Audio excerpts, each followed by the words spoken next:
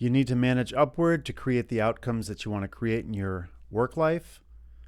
Nobody can read your mind. I'm Coach Jeff Sari. We've got to put it out there. Yes, managing upward is more challenging than what we call managing laterally or managing downward because the boss signs your paycheck. Most times, though, people are doing things inadvertently, not on purpose, not intentional, to piss you off, to upset you. And if you let your stress build without saying anything because it doesn't feel safe, that's on you.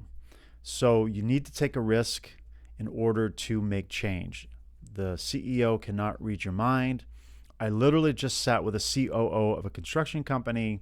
He was lamenting about a few things that the owner was doing, the CEO was doing, and it's been building up for weeks.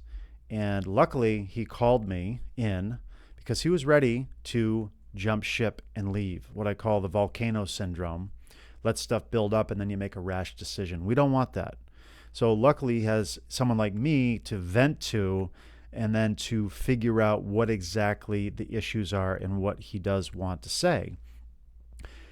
Now, by talking with me, he still might say, it's just not enough for me. I need to move on. And that's different. That's out of rational thinking. That's out of your true values, what you're really trying to create in your life. But that wasn't the case here. In fact, he looked at me and goes, wow, I guess I needed to get that off my chest. It's not as big as I thought it was, but I still want to talk to him. So he is going to make a plan.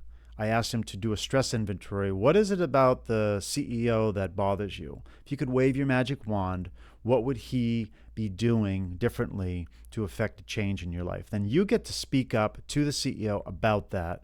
And hopefully the CEO can help make change, help a brother out, and get you what you want. That's what we talked about in our session.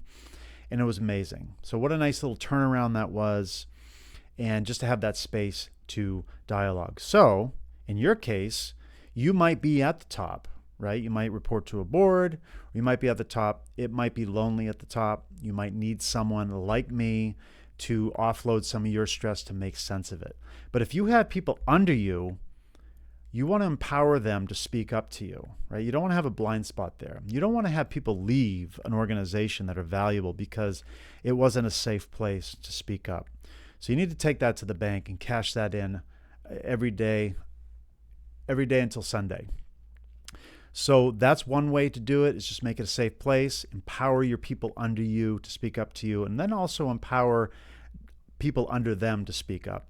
Empower your leaders to take this mindset on that you need regular feedback from them so that we're solvent in our relationships. If you like this video, share it, post a comment, and as always, post an idea about what you want to see in future videos. Take care. Peace.